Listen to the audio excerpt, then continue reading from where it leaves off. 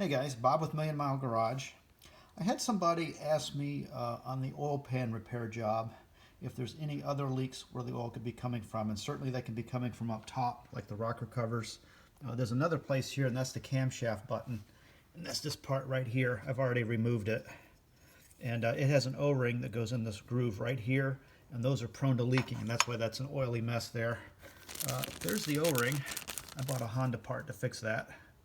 91301 P8A-A00, and that's the camshaft cover or camshaft button seal. It's just a big O-ring, and I did have to remove the EGR valve, which means you also have to replace the EGR valve gasket with this one right here, an 18715 PB2 000.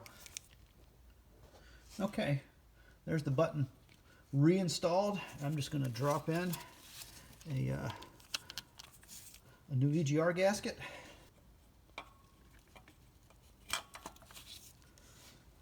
Put the fasteners back on, reconnect the connector wherever that is, and one more leak solved.